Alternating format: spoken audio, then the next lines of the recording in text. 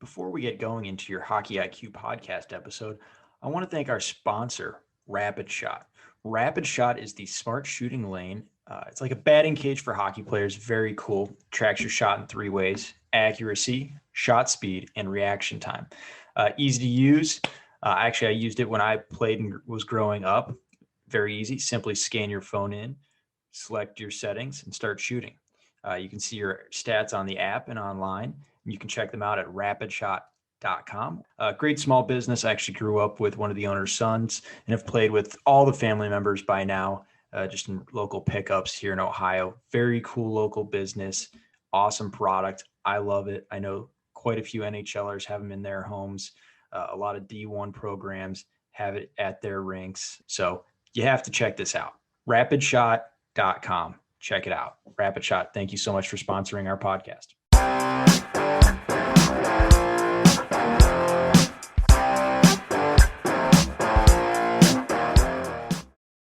On the Hockey IQ podcast today, we bring on Danielle McDonough. Danielle, great to have you. I know you're a big friend of Kim, who we've had on the podcast in the past.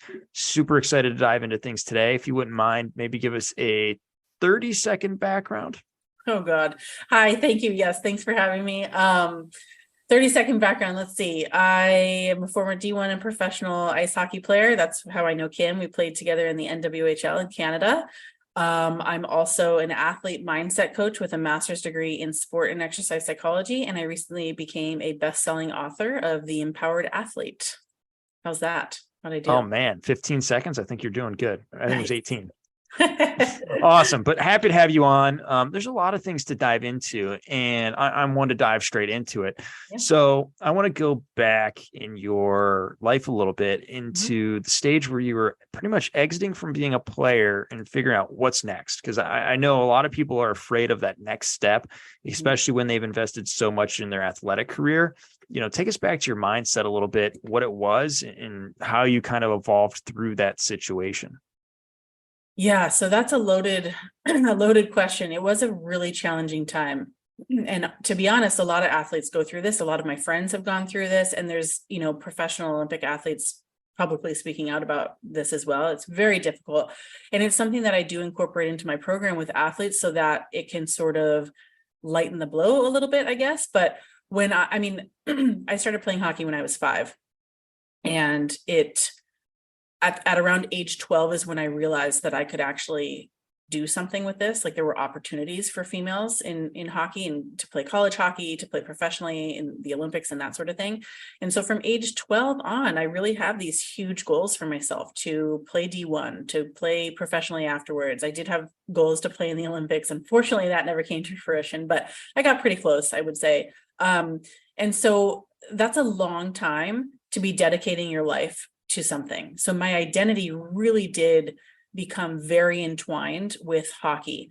And so when I graduated from college, I knew I wasn't ready to be finished playing hockey. I also knew that I didn't know what I wanted to do with my life afterwards anyway. So I was like, well, I'll just keep playing. So I did. I played for 2 more years in the NWHL, and then I moved to Europe, and I played in Europe for 2 years, and I just kept going. I had actually committed to a 3rd year in Europe when I finally was like, okay, this is scary, but I need to move on. I need to figure out what I'm going to do with my life. And when I say it was scary, it really was. I went through, when I officially retired and I moved home, I moved back home to my childhood house. And I really went through this period of depression where I kind of had this mindset of like, well, now what? What am I good at? What can I do besides hockey? What else do I know besides this game? Is there anything out there for me? Right. And so it was just kind of all this really negative self-talk around myself and what now. And so I just started going through this, and luckily for me, I have a really good support system. My family is fantastic, and they were there with me this whole time and sort of helped me navigate this.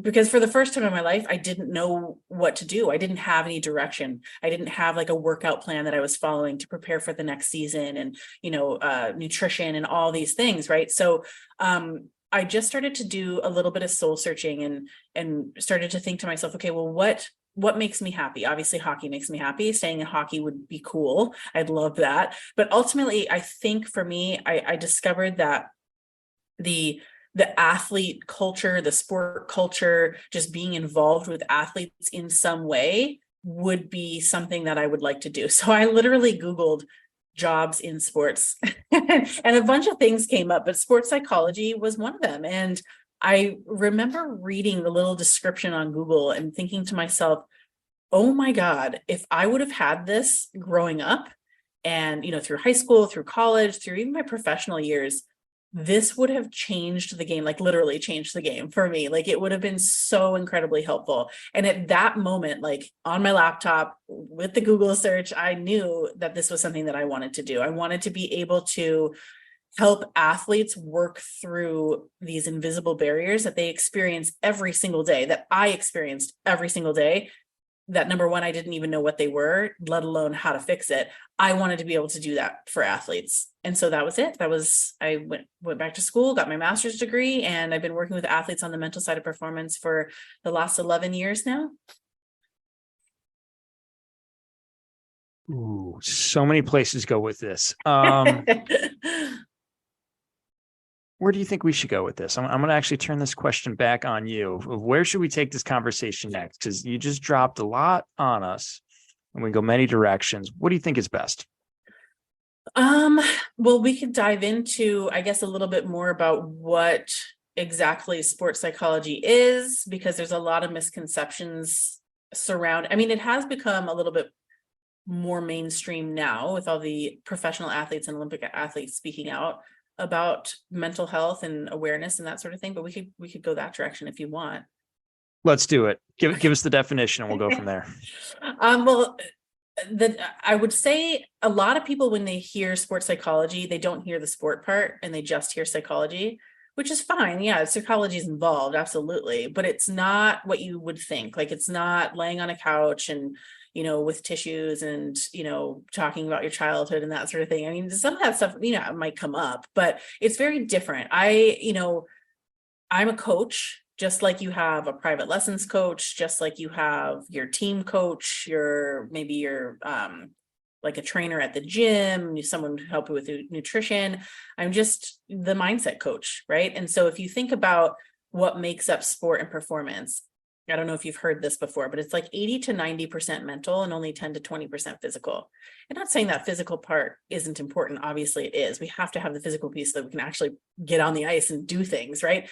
But when adversity comes, when things get hard, when we make a mistake, when the team loses, when the coach yells at you, when you're, arguing with a teammate or whatever, that can really tank your game. Like that can sabotage, your mind can literally sabotage everything.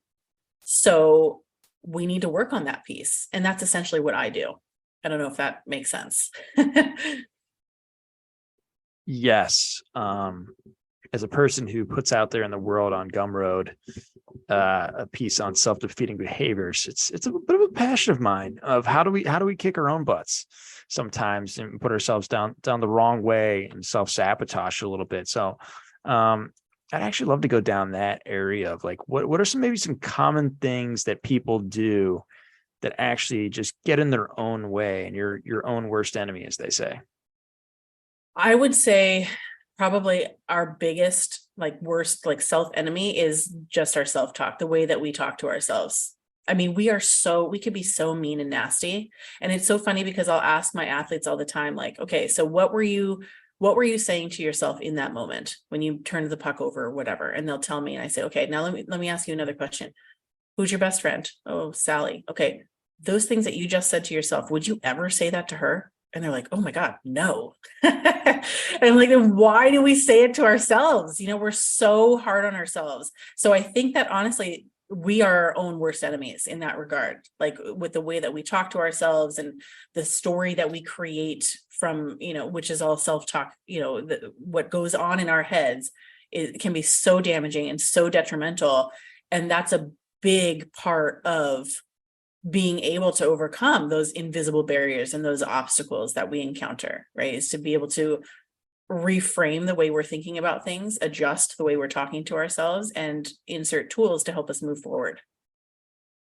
Yeah. Who's the person you talk to most, right? Exactly. Exactly. And is that person giving you and feeding you the things that lead you in a positive direction? Most of the time, no, sadly. But that's what we try to change. That's what we try to change. Yeah, like on the road, when someone cuts you off, are you assuming that maybe they're in a hurry, they've got someone in the hospital and they're rushing to them, or do you assume that person might be an a-hole? Yes, good analogy. If you're asking me personally, that's not my strong area. Like road rage is not. I am not a good role model for that. But but yeah, but it's essentially the same thing. How do you view things, right? How do you look at things that are happening in the world, and how do you view yourself in that situation? And can you adjust your mindset to view it in a way that's more beneficial for you, right? Instead of something that's detrimental. Yeah. Yeah, there's something that came out. I think I'm trying to remember where it came from, but it was like E plus R equals O. It was like the event plus response equals outcome. So on a lot of it was focused on like the response, but I always keyed on like what was it that allowed you to have a positive response, Mm-hmm. which for me always led to like what I called the pause. Hmm. You had this moment before the response where you just had a small pause. Yeah. And that was the difference maker. So for me, it was always like, yeah, the response is great, but the pause is the most important part. And I'm assuming that's something that you're having the people that you're working with worry about is pausing first, Mm-hmm. having a second, whether it be a microsecond or a full second or a minute or an hour or a day, whatever it may be, before actually responding. And that's actually the critical element. Oh, for sure. So just building off of that a little bit. Yeah, we talk a lot about the situation or the event that occurs to kind of as like the starting point to everything, right? So because of whatever that event was, you'll have an automatic negative thought usually that just pops in. Like it's automatic, it's instantaneous. And then right there, that's where you insert your pause. And that's where you can but you have to be able to identify that this is happening. And this is where self-awareness comes in, which we were kind of talking about a little bit before we started to record, but that having that self-awareness to understand, okay, this is the direction my mind is going. Let me take a second, rein it in. Is there another possible, route here? Can I choose this path instead? And what does that look like? How do I do that? And then, yeah, if you're able to do that and make that pivot, then you're headed down a direction that's much more beneficial rather than if you stay down this path, you're just headed essentially for disaster, right? Yes, disaster sometimes can be saying it lightly. Yes, the dreaded Depend. downward spiral, all those scary things. Yeah. Yeah. The catch 22 or your own worst enemy. And for me, when I think about this, I always think about people that automatically put a good or bad to it. Mm-hmm. And there's a great movie, Charlie Wilson's War. And there was a great story about the Zen master and the little boy. And the Zen master always says, we'll see. So like the story goes, we'll see, blah, blah, blah, we'll see. And it's like something that like you would expect to be good happen and something bad happen, but then it just kept going and we'll see. Oh, how wonderful. We'll see. And then it turned into a bad thing or blah, blah, blah, fell off a horse, broke his leg. How terrible. We'll see. Mm-hmm. Oh, someone gets called off to war and the kid can't go, blah, blah, blah. So it's like the constant idea of like the Zen master, like, is it really bad? Is it really good? We'll see. Yeah. And just letting things play out rather than immediately attaching good or bad to it. Right. Like getting a cut for a team might be the best thing that ever happened to you. You don't know. I was literally just going to say that. Yes, because I do work. Like I just had an athlete last week who didn't come on to our coaching session, and I was like, what's going on? And it's a group coaching session. She's like, I got some really bad news and I'm really upset, so I don't think I'll be able to come on. And so I said, okay, well, let me finish, and then I want you to come on and we'll just talk, just me and you. And I do a lot of that work with athletes because it's just that right away, that instantaneous, that automatic thought, oh my God, this is the end of the world. I got cut from this team. My life is over. Right. Whereas if you take that like exactly that example. Oh, we'll see, right? And in the moment for them, and they're teenagers, it's hard for them to kind of like open their mind to what the big picture might hold. And this, everything happens for a reason, and this could end up being the best possible thing for you. Just stay open to it. Like we'll see, that whole we'll see thing, right? But baby steps, right? Getting them to just start somewhere. And so for her now this week, we talked today, and she's in a much better place. She was able to kind of use her tools, make that pivot. And now she's channeling her energy in a different direction, which is awesome. But yeah, it's the whole thing of like, well, we'll see. Yeah. And I use air quotes all the time, good, bad, who decides whether it's good or bad, right? Yeah. The event inherently is not good or bad. How you view it is where the good and bad gets attached. Exactly. And are you seeing the full picture? Like some athletes I've worked with, and I'm like, this is the greatest thing that ever happened to you. And the parent and player come back to me of like, no, it's not. I'm like, how do you know? Yeah. And then you're like, ooh, they're a bit out of touch with reality. And then you don't stop working with them, but you kind of write them off of like, ooh, there's probably not a lot of long-term hope here. And then you get the other people that are maybe have a little like, all right, let me see and think about the long-term picture and how this happens. And I don't know what it is, but 100% of the time, that person is way better off than the former that I just talked about. Yeah. Well, the one that you just talked about, those are the ones that need to come see me because we have mindset work to do. That's essentially what I do, is help to reframe and give them the tools to be able to kind of see the other side of the coin, right? And to be able to turn their thoughts into not this devastation, but, oh, we'll see, or how can I use this to my favor? Or how can I rebound from this? Or how is this going to end up being a positive instead of a negative, and that sort of thing. Yeah. But yeah, it's hard when they're young. Yeah, it's hard. Yeah. So obviously there's a lot of tools that we're building to deal with adversity. And I feel like everyone talks about dealing with adversity, but I think there's another thing that might be even more impactful to deal with, which is success. And I see a lot of people, and everyone in their mind can picture this, where they see a player who has success and they just love driving it wide to the outside, using their speed, going to the net and getting 30 goals at mites, U8s, whatever level it is. And they just keep going back to that well. And because they have that early success, they're like, I'm always going to have success here, which is the ultimate problem, which is maybe you have success early, but other people will catch up to you. And falling in this trap of having success and then not understanding that just because I'm having success today doesn't mean I have success tomorrow. Yeah, that's really interesting that you bring that up, because I feel like a lot of the younger kids, so the age ranges that I typically work with are, I would say that I've worked with as young as 7 and as old as 54. But right now my program's really designed for, I'll take 11 would be the lowest I would go, up to, I don't know, maybe 18 to 20, something like that. But the younger kids, like the 11, 12, 13-year-olds, it's kind of that situation where they started off really, really good, having all the success, being the best on their teams, so on and so forth. And then now they're at that next level and they're just not experiencing that anymore.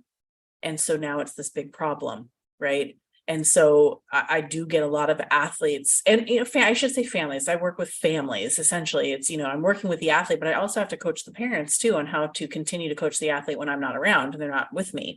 But yeah, so it's a big, that first time that you experience, I don't know if I want to say failure. I mean, I guess essentially the opposite of success is failure, right? So that first time that you're not successful is very eye-opening and enlightening. And it's an experience that everybody has to go through.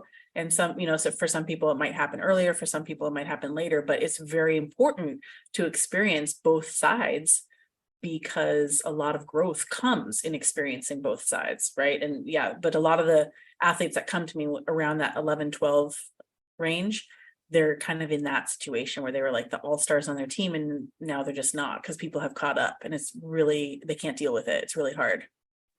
Yeah, that's difficult itself. And I as a coach, personally find a lot of frustration at times with players that find success doing something and trying to have that conversation with, you're not always going to have success with this. And it doesn't, for most, the truly special ones figure it out when you have this conversation and it snaps and I got it. But most are like, I'm having success with this. Give me a break. And it doesn't truly sink in until they have that adversity. And that's what you're trying to avoid in the first place, is you don't want to have like a sudden stop, like, boom, I have adversity. I really have to figure this out. And you're wearing brown pants, as they say. You're crapping your pants a little bit. Yeah. And again, it comes around maybe having some of that forethought and helping guide through that process, where success might be the trap, where it sets you up. And that's where sometimes a lot of coaches, and I'm assuming I'm not the only one, where it's the frustration of telling a kid, like, you're not always going to be able to get the outside edge and be able to drive. You might have a few times, but majority of the time you do that on someone once at the next level, you're never going to get it again. You do it once, never again. So it's really, really difficult. And I'm assuming you probably have those conversations as well. But I feel like the frustration is more around, how do I get this person to have a little bit of that fire for searching for answers before they hit that wall? Well, I think it's hard. Like, if you think about a kid, right, and they haven't experienced that before, it's hard for them to even understand what that is. Like if you haven't experienced, I don't know, let's say you go to the top of like 100-story building for the first time and you're standing over and you're looking at the side, like, you might never have experienced that kind of fear before until right now, because this is your first time. Oh my gosh, looking over, like, we are really freaking high. Like, am I strapped in? Oh my God, like, what's going to happen? Right. So for a kid, like, it's kind of like that. Like, they don't know any other way. At some point they will. And that might happen for kids at different ages. Like maybe when they're 4, they experience it, or 5, whatever. Maybe it's not until they're like 10 or 11. But so to try and get them to understand that might be kind of hard, just because they have no context, right? They just don't know. They just don't understand because they've never experienced it before. Everybody has to experience it at some point, because as we know, like, there's no such thing as no adversity in the world. Like, we're always going to run into adversity. There's going to be hard times, going to be difficult situations where, we're going to get cut. We're going to have the boss that's mean. We're going to, all these things, right? But they have to start somewhere. And that somewhere for some of these kids might be in that hockey setting, where all of a sudden it's like, well, I'm not the best anymore. Or that move that I tried, it didn't work. This is a weird feeling. Like, what's happening? Right. And so there is that starting point. And I think it's at that point, using that as sort of the learning experience is really important. But when you talk about sort of like trying to take an offensive approach to this, it might be something that goes with like, okay, this is great. I love that this move is so successful for you. I want you to keep doing it, keep going, so that you're building that success and that motivation within them. And what are some other things that we can do in the same exact situation? Like, sort of to get them to think about, like, okay, this is obviously your plan A. You love it. You're going with it.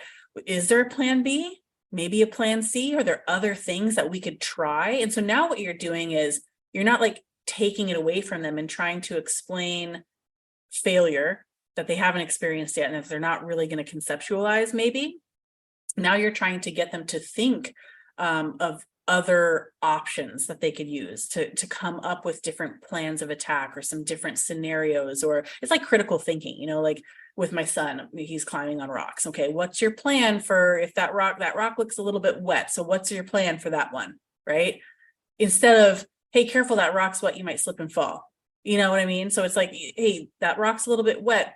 It might be, what's your plan for if your foot slips? Or, okay, so this one looks a little bit loose. What's your plan for this? Oh, okay, so that one's a little bit far away. So what's your plan for that one? Okay, now you're kind of far from the edge. Well, how do we get back? Right? So it's like not giving them the answers. It's sort of like getting them to think about it themselves and come up with it on their own, if that makes sense. And so then all of a sudden, when they are in that situation where oh, this move isn't working. This isn't going to work, right? Oh, but I have a plan B.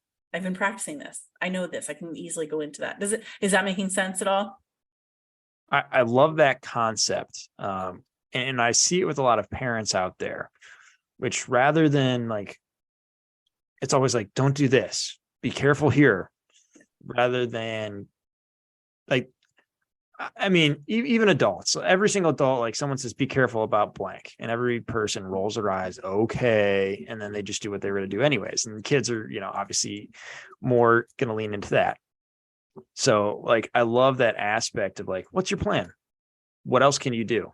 Yeah. Those are just so impactful for coaches, parents, anyone in that space where you're trying to get someone to maybe think a little bit deeper about, okay, that's great. I love plan A, but what if play doesn't work? Or what if it's not there? What if maybe your skill set's not going to have success with plan A every single time? What else can we do? And starting to think about what are the other possibilities out there rather than this is what I do. This is what I am. Sort of just enhancing their critical thinking skills, right? And it's honestly, this is so interesting because I remembered in the episode you did with Kim, she talked a lot about like those players that will just hang on to the puck and they'll try to, when they're like 6 and they'll try to skate through everyone and they just don't pass or whatever.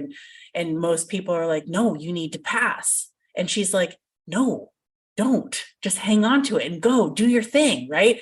Because what that's doing is they're gaining that confidence to skate with the puck and to fight people off and to skate through everyone or whatever.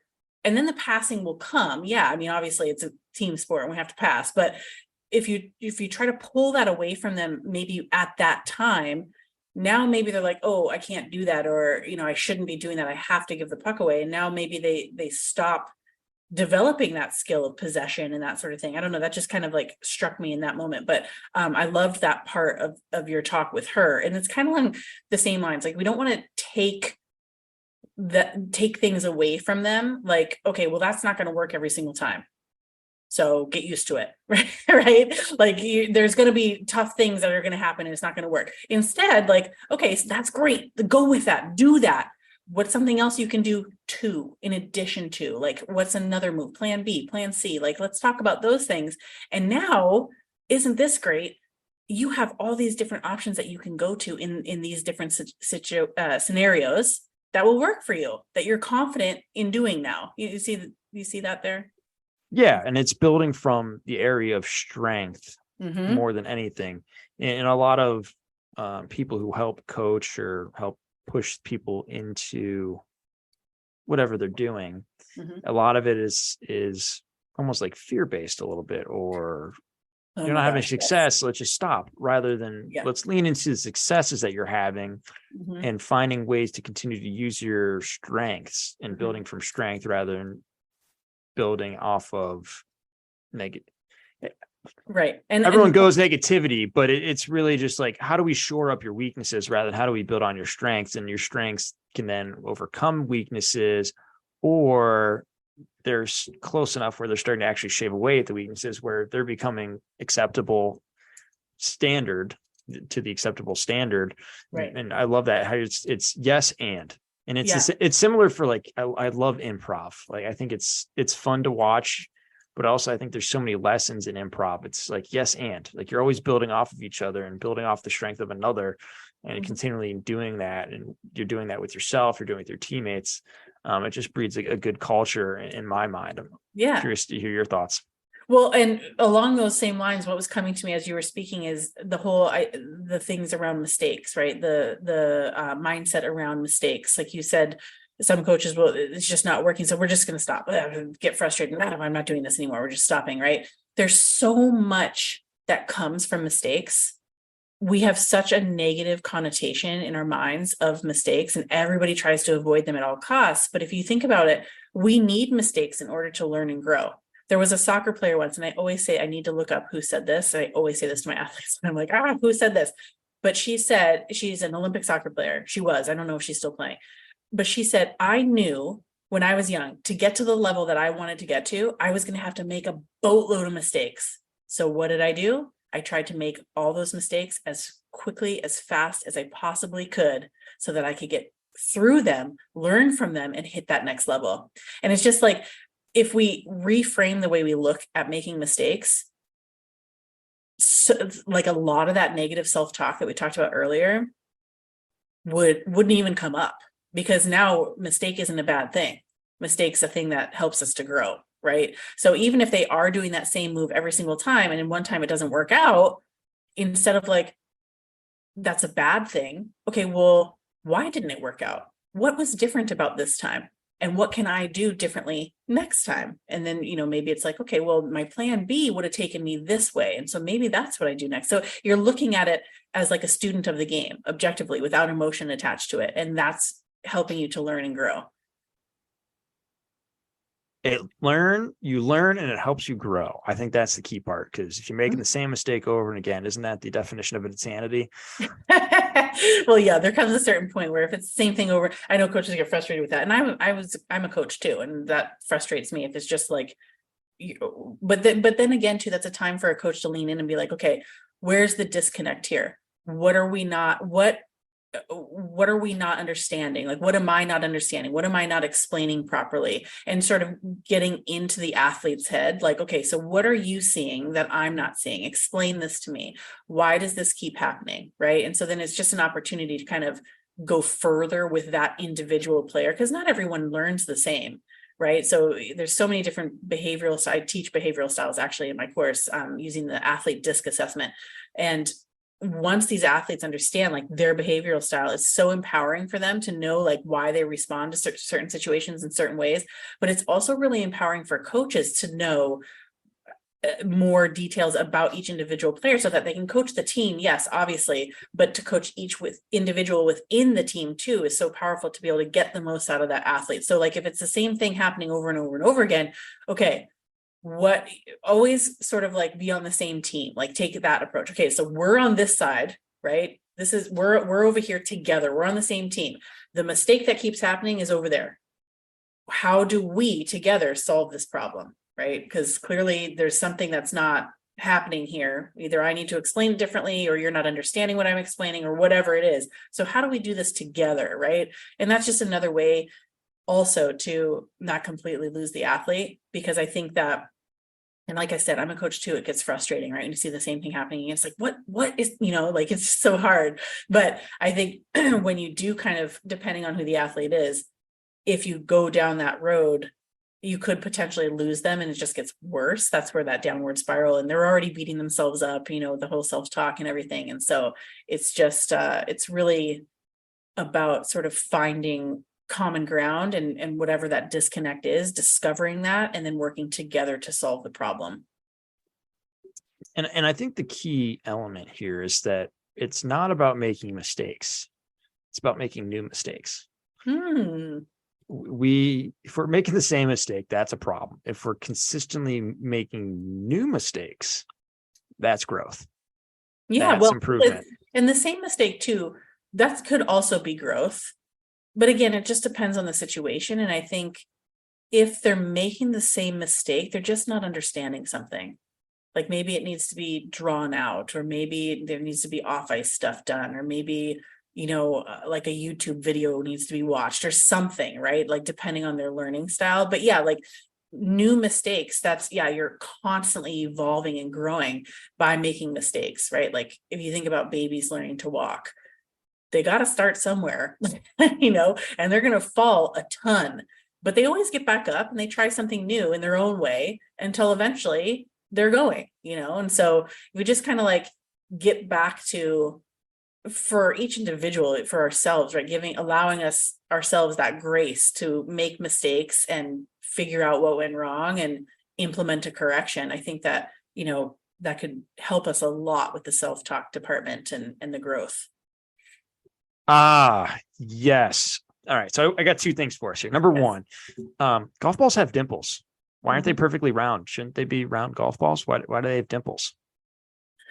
I don't know. I don't know. Is this all right? All right. I got us covered here. I got us covered here. So golf balls have dimples because we'll put in air quotations, the imperfections. When they first started making golf balls, once they got nicks and whatnot, they used to actually reform them to be perfectly round. But they found out the people who maybe couldn't afford that, their balls actually had better trajectories and better ball flight than the people who consistently rerounded their balls back out. So the dimples actually made their ball better when it was hit. Interesting. So the dimples actually create better airflow characteristics and aerodynamics.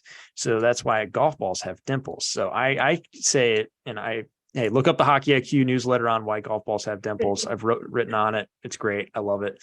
The imperfections, the adversities actually allow you to go further and have a much better trajectory and much more predictable trajectory. So golf balls having dimples, it's important how that relates to you and your life and your hockey career. It's like those bowls. It's like those bowls, I forget what they're called now. I think it's Japanese bowls where they break them on purpose and then they put them back together using gold.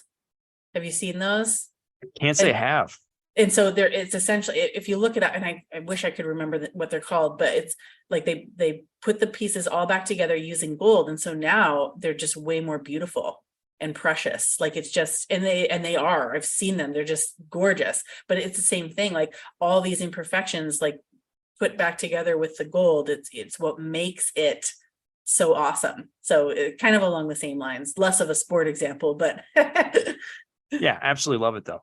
And the second piece is allowing grace within ourselves, which is important, like you brought up. But I also want to say grace in our teammates and grace in our spouses, grace in our friends, grace in the world itself, because people aren't perfect. I've yet to meet someone who hasn't been trying their best, or at least trying it in some capacity. Might be going through a phase, but nonetheless, they're trying.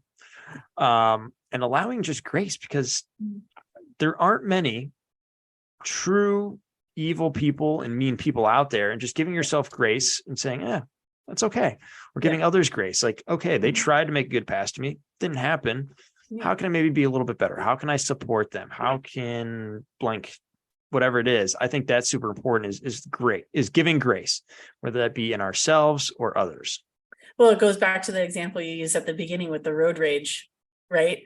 Maybe that person's on the way to the hospital because their wife's having a baby, like you just allowing yourself to be open to a different possibility and giving that person grace, right? And sort of, I guess you could say the benefit of the doubt too. But yeah, for your teammates, it's so important, because if you think about it, we talk about mistakes, right? Like everybody, you get to a certain point, even when you're young, when you've made a mistake, like unless you're still truly learning the game as like a really young child, you get to a point and you've made a mistake. So you're already beating yourself up for it. Then you come to the bench and the coach is probably going to, say something to you about it, whether it's positive or negative. Hopefully at a young age, it's constructive criticism, but you never know. So the coach is getting, all over them or whatever. The last thing they need is for their teammate to sit down next to them, turn to them and say something negative, right? It's just like the nail in the coffin. It's just, game over for them at that point. So yeah, allowing them your teammate that grace, putting yourself maybe in their shoes. How would you feel in that situation? Are you trying hard? They are too. They made a mistake. Let's move forward. Say something nice to pick them up and let's keep going, because you'd want them to do that for you when you make a mistake too. Yeah, I'm doubtful if they're trying to give you a pass or they're trying to give you a bad pass. Like, let's give them the benefit of the doubt. I don't think anyone tries to give a bad pass. You'd have to be a really bad teammate for me to give you a truly bad pass on purpose. Yeah, exactly. Like right into the defenseman who's really big and loves to hit. Gosh, yeah. Yeah, absolutely. This has been a great conversation. I have one last piece that I really want to step into, and it's been something that's been on my mind ever since I started coaching. And even as the end of my playing career, where I started, I'm like, okay, what's the difference between those that succeed, whether it be in hockey or life, and those that don't? And a lot of it for me was, and it boils down to, there's many forms that this takes, but it really boiled down to players and people willing to accept responsibility, whether it's their responsibility or not, but just accepting it. And how many people were great players, but they couldn't accept responsibility and they never were able to fulfill their potential. I'm curious from maybe your point of view and the athletes you've looked at, of like, why aren't people willing to take responsibility? How does that manifest? How can we help them just accept it, that it's okay to take responsibility. It's okay for things to go wrong. If you do take responsibility and it doesn't go the way you want it, don't be afraid of the moment. Don't be afraid of the responsibility. Embrace that and grasp it. Because that's the one thing that I've always seen is those people that accept responsibility, no matter what, will always have maybe not the best outcomes, but at least will be very acceptable in their own behavior, and other people will look at them very positively for the efforts that they are taking. And that taking of responsibility, it was and is the critical piece for people and players. So this is really good because it kind of goes into what I talk about as a foundation for mental toughness. So there's two foundational pieces for mental toughness: self-awareness and self-reflection. And I feel with taking responsibility for actions, that's a part of both of those, self-awareness and self-reflection. And self-awareness and self-reflection are tools, or I should say skill sets, that don't always come naturally to people, that they have to learn how to become self-aware and how to properly self-reflect. So if they don't have those skill sets to be able to do that, it makes it difficult then to understand and know when to take responsibility, how to take responsibility, right? And then what to do to move forward. So I think that learning and developing those skill sets and helping athletes to learn and develop their self-awareness and self-reflection muscles builds that mental toughness, and taking responsibility goes into that, right? Into that self-aware. Because if you're not even aware that, I'm trying to think of an example off the top of my head, but like, if you're not even aware that you played a part in something, right? Self-awareness, how can you take responsibility for it if you truly aren't aware? So those are just the skill sets that they need to learn to be able to move forward. And I do teach that as like the foundations for mental toughness, because if we can't do those things, then, to take it a step further, if I'm not aware that I'm having negative self-talk, or, I'm letting my thoughts affect my self-talk, which affects my emotions, which affects my physiological responses, which affects my behavior, ultimately my performance. If I'm not aware that this is happening, then I can't identify that I need to pull some tools out of my toolbox to help me move past this.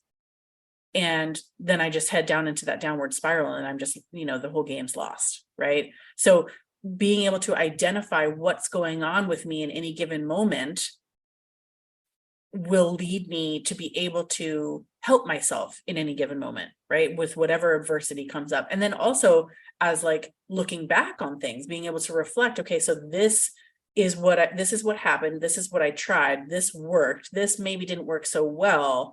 Next time I'll try this, right? So that's that whole self-reflection piece. But having those two together is what gives you the ability to be able to be mentally tough and to overcome whatever adversity comes our way.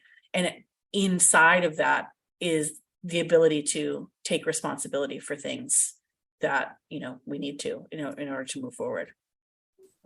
Awareness is the first step. You're just basically teeing up all the great Hockey IQ past newsletters that need to be reread by everyone. Literally, want to improve ? Awareness is the first step. That was one of the early pieces I wrote, and there's a great meme I threw in at the end. It's just down the similar vein. It's like, hey everybody, he's trying to learn a new skill and it's kind of awkward and feels silly because he's still learning. It's basically the guy from Jurassic Park, like, see, nobody cares. Nobody cares. So, and he goes, see, nobody cares. Keep practicing, because getting good at something takes time. You're doing great. And I hope you become a master at whatever it is that you're trying to learn. Like, yeah, having this self-reflection, self-awareness, but not taking to the point where you're feeling silly and it's hurting you in it. Like the full send. And The Man in the Arena by Teddy Roosevelt. Oh, so amazing. Such a good quote. Yeah, it's like the greatest thing. And LeBron James and a bunch of other athletes have said it's been such a life-changing thing for them to understand. Like, I'm a player, I'm a force in the arena of sport, of life, whatever it is, and just embrace it. And like the fact that you're out there doing it and trying your hardest and putting yourself out there is so powerful, and is the basis of even having the privilege to experience any success at all. Yeah. And I think you mentioned like feeling silly and stuff. I think that just goes with it, like anything new that we try is going to be uncomfortable because it's new. We've never been here before. It's like looking over that 100-foot building again. Like that's really uncomfortable. It would be for me. I'm terrified of heights, but anything new that you try, like, yeah, it's uncomfortable and you might feel silly and you might feel awkward, but that's where a lot of people, I think, stop because they're like, well, I don't like this feeling. I don't, I just, this is uncomfortable for me. I'm going to go the other way. Right. But if you push through that, that's where you get to the other side, is where that greatness is, where that growth happens. Right. And so that's just a part of it. It's a part of learning new skills, whether that's a new physical skill or a new mental skill. And one of the first things that I teach in my program is getting comfortable being uncomfortable, because everything that we're going to go through on the mental side, like, it's all new for these athletes. They've never done this stuff before. So it's all going to be new. It's all going to be uncomfortable. But guess what? On the other side, you're going to have expanded and grown so much, like you're going to be a completely different player because of it. So I think keeping that in mind too, like trying a new skill set, whether that's physical or the mental stuff, working on the self-awareness, the self-reflection, whatever it is. Yeah, it might be a little uncomfortable at first. You might feel silly, but keep going anyways. Just keep going anyways. Love it. Find new problems every single time, self-reflect, learn, and continue to grow. Have that pause before you make a response. Anything else I need to summarize our talk today? It's been wonderful. Yeah, it's been awesome. What a good chat. It's been so fun. Awesome. Well, thank you so much for coming on. Really appreciate it. Give us 30 seconds here where people can find you. And yeah, thanks again for coming on. It's been great. Yeah, thank you so much for having me. So I'm on Instagram, Danielle __ McDonough. So it's 2 underscores. I also have a Facebook group. I can give you all these links to share if you'd like. A Facebook group for athletes and parents, but it's the Facebook group's honestly mostly for parents to help them sort of navigate this journey of having a student athlete and to best be able to support and help them. My book is on Amazon, The Empowered Athlete. And you can always email me, Danielle@ocppt.com. I love getting emails, love answering questions, love helping and guiding and supporting in whatever way I can, whatever that looks like for you or your athlete and your family. Awesome. Thank you so much. Cheers. Thank you.